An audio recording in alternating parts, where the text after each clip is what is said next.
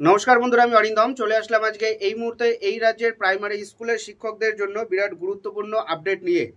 এবার কিন্তু শুরু হতে চলেছে মর্নিং স্কুল, অর্থাৎ সকাল 7টা থেকে স্কুল শুরু হতে চলেছে, কারণ প্রচুর গরম পড়ছে। সো ভিডিওটা কিন্তু খুবই গুরুত্বপূর্ণ, জেনে নিন। তবে কি গরমের জেরে স্কুলের ক্লাস সকালে করা প্রয়োজন? জেলায় জেলায় পর্ষদ খোঁজ নিচ্ছে, সিদ্ধান্ত খুব শীঘ্রই। রাজ্য জুড়ে গরম বেড়েই চলেছে। রাজ্যের প্রাইমারি স্কুলগুলোতে সাধারণত ডে সেশন চলে।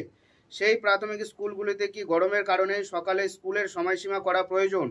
গরমের জেরে প্রাথমিক স্কুলের ক্লাস কি সকালে করা প্রয়োজন? জেলায় জেলায় খোঁজ নিচ্ছে প্রাথমিক শিক্ষা পর্ষদ। এই বিষয়ে শীঘ্রই সিদ্ধান্ত নেওয়া হবে। এই বিষয়ে প্রাথমিক শিক্ষা পর্ষদ সভাপতি গৌতম পাল মহাশয় বলেন, আমরা জানতে চেয়েছি বিভিন্ন জেলার ডিপিএসসি চেয়ারম্যানদের থেকে। তারা উত্তর দিলে আমরা স্কুল শিক্ষা দপ্তরকে তা পাঠিয়ে দেব প্রয়োজনীয় সিদ্ধান্ত নেওয়ার জন্য। আশা করছি মঙ্গলবারের মধ্যেই জানাতে পারবো।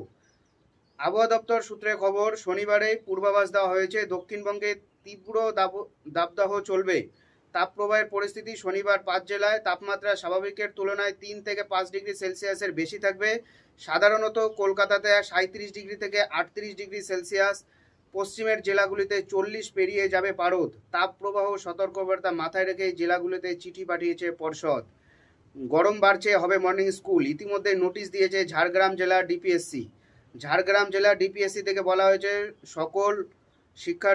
সকল বিদ্যালয় পরিদর্শকগণকে, যেমন এখানে আছে বেলিয়াপাড়া, বেলপাহাড়ি পশ্চিম, বিনপুর 2, এরকম কতগুলো স্কুলের নাম দেওয়া আছে।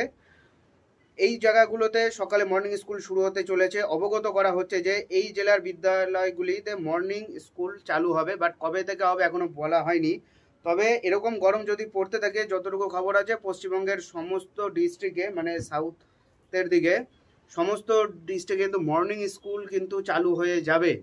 সো ভিডিওটা এই পর্যন্তই। ভিডিওটা কেমন হয়েছে অবশ্যই কমেন্ট করে আমাদের জানাবেন। দেখা হচ্ছে পরের ভিডিওতে। ভালো থাকবেন সবাই। নমস্কার, জয় হিন্দ, বন্দে মাতরম।